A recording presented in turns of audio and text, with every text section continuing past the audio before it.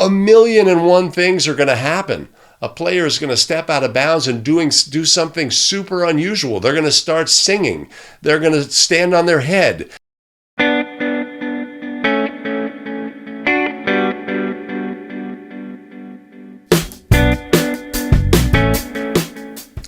Greetings, everyone, and welcome back to another episode of Basketball Rules Expert, the show where we take National Federation of High School basketball rules, we lift them off of the printed page, breathe life into them, clarify, simplify, and present it back to you in a fashion that you can take with you onto the basketball court and have the confidence to know that you can adjudicate any situation that arises on the court.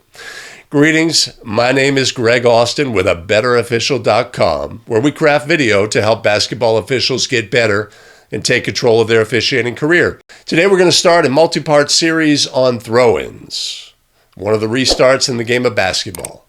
Today we'll be focusing on designated spot throw-ins that are not AP throw-ins, so let's get started. Throw-in is one of the three ways we have to restart the game of basketball. The thrower on a throw-in is the player who will attempt the throw-in.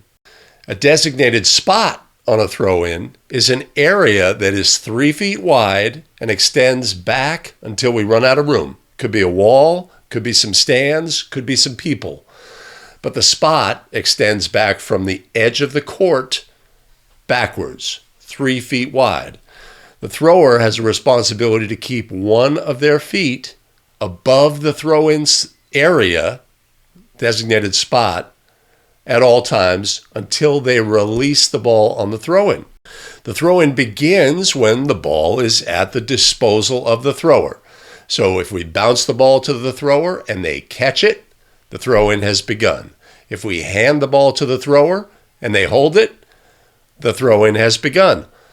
Rare circumstance, resumption of play procedure, we may put the ball on the floor if they don't make a thrower available, and then it would also be considered to be at the disposal.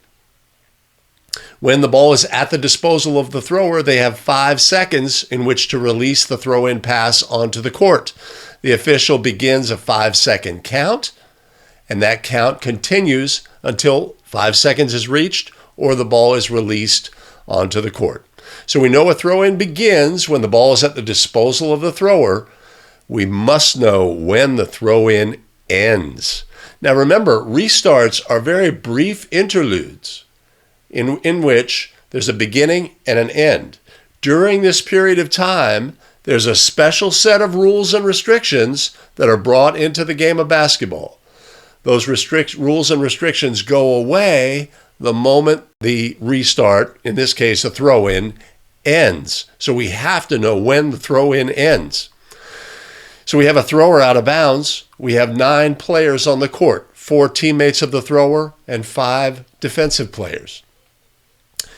When the throw-in is released onto the court and it touches any player, the throw-in has ended. That's one of the ways a throw-in can end.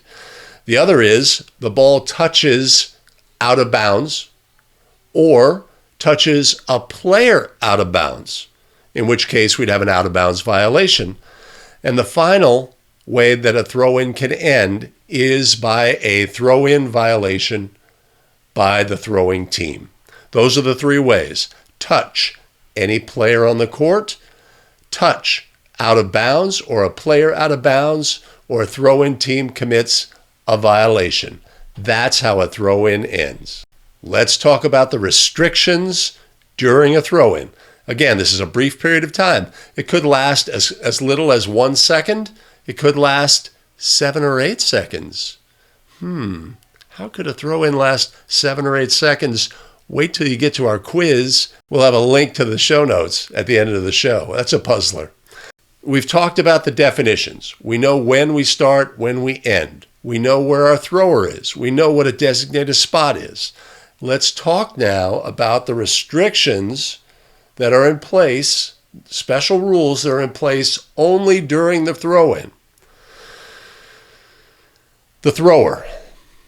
The thrower obviously has to release the throw-in pass within 5 seconds.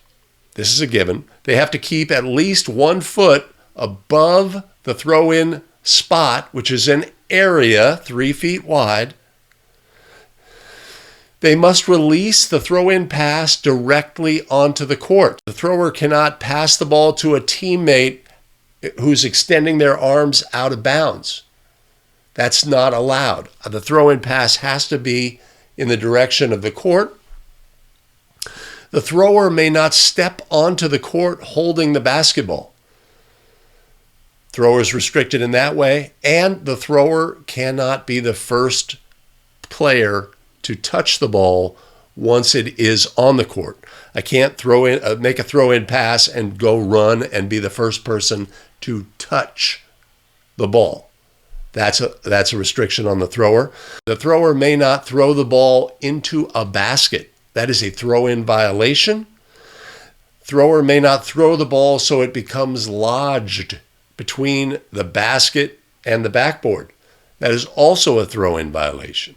The final restriction on the thrower is that their throw-in pass must be touched by a player on the court.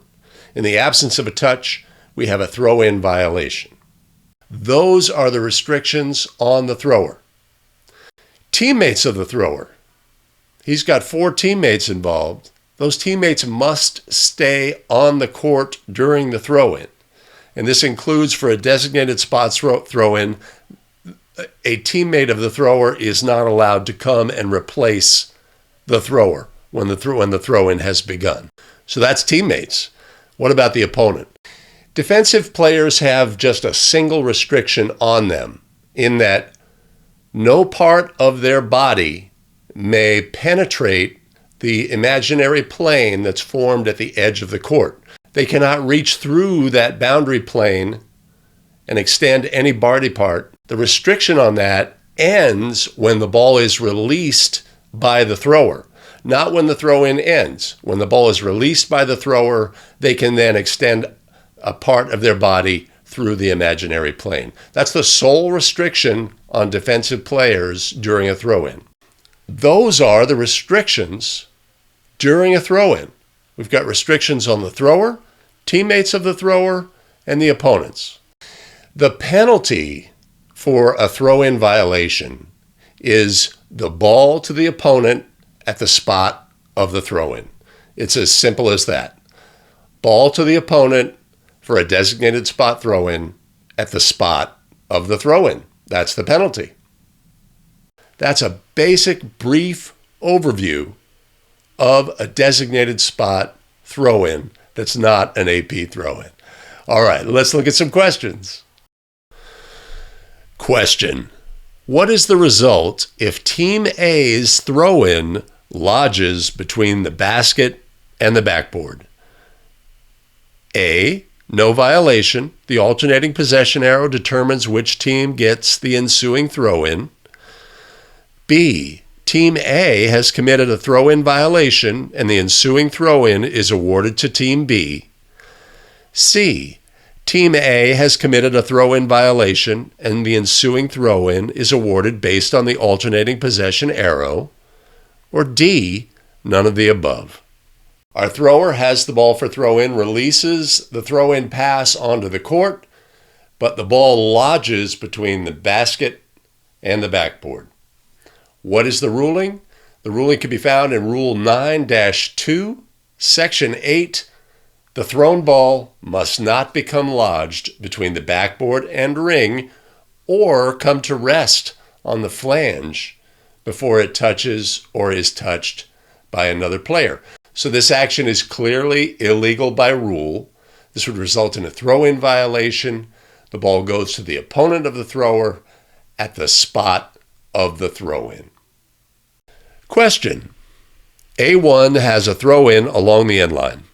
A1 throws the ball inbounds, but no player touches the ball. A1 runs after the ball and is the first to touch it near the division line. What is the result? A, throw-in violation by A1, end line throw-in for Team B. B, No violation. Play shall resume uninterrupted. C. Team B receives a throw-in nearest the spot where A1 touched the ball at the division line. Or D. None of the above. So what has occurred on this play? The rule can be found in Rule 9-2, Section 6.